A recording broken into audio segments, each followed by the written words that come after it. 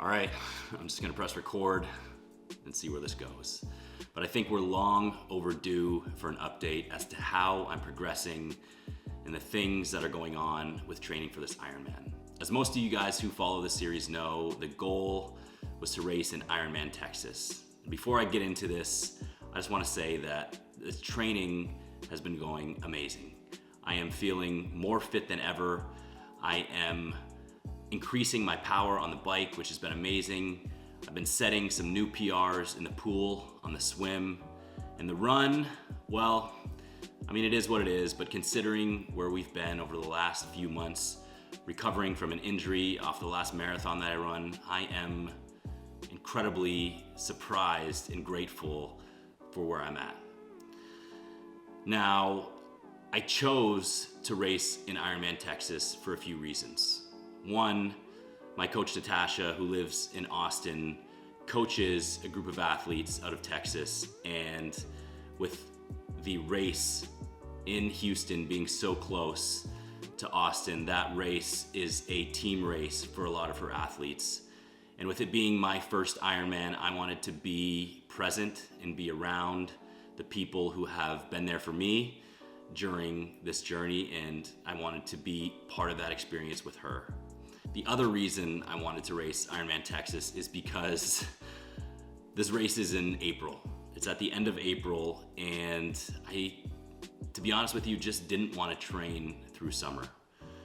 There is such a short window of nice weather here in Winnipeg that the thought of training and putting all of those hours in through such a short time period that we have, where I could be enjoying other things, including my family, just didn't seem like something that I wanted to do. However, that has changed. And I made the decision last week to withdraw from Ironman Texas. Now, without getting into too many details, the reason I chose to withdraw is because I was arrested when I was 18 years old. And for the last 20 years, I've had issues crossing into the border. I need what's called an I-192 waiver to be able to cross into the United States, and that really hasn't been a problem for me. I've received countless waivers over the years. They range anywhere from 1 to 3, even 5 years at a time. And it just so happens that at the end of this month, at the end of February, my current waiver expires. Now, I applied for a new waiver, and from my previous experience, that process usually only takes about 3 to 4 months. So I was very confident that even in the worst case scenario, I would still have that waiver to be able to get into this race. And that just isn't the case. I've been told recently that this process now takes anywhere from 9 months to a year. And so that was a little disheartening. Now, I'm a firm believer in everything happens for a reason.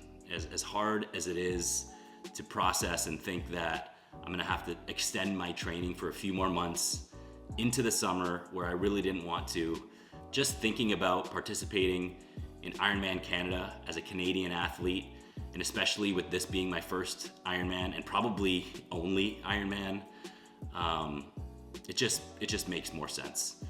And so that's what we're gonna do.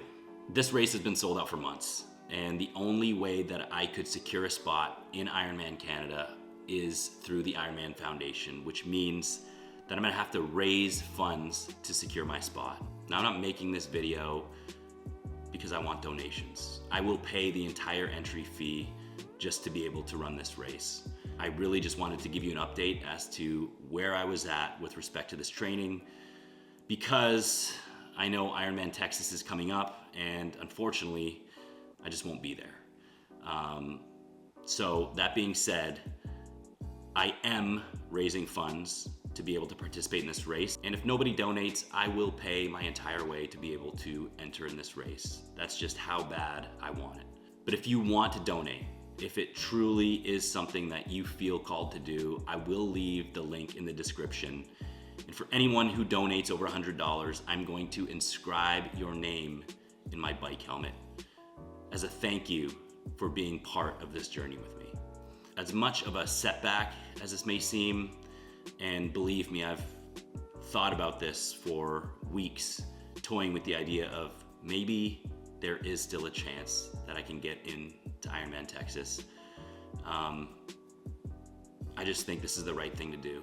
This is the universe's way of letting me know that as good as I feel right now, I'm probably just not ready to be able to race at Ironman Texas. And as tough as that is to say, I think the optimistic part of the outcome of this is just I have so much more time to be able to build fitness, to be able to get stronger, and to be able to get my mind right for what will, in all likelihood, be the toughest physical challenge that I've ever taken part of. Ironman Canada is going to be at the beginning of August, so we're talking about extending my training for another 3 months, which isn't that long, in the grand scheme of things, but like I said, I would much more enjoy spending my time on the golf course than running, swimming, and biking daily. But that's what we're working with, and so I'm going to embrace this challenge and whatever comes with it. So we'll keep it short and sweet today, but that is the update. Ironman Canada, here we come.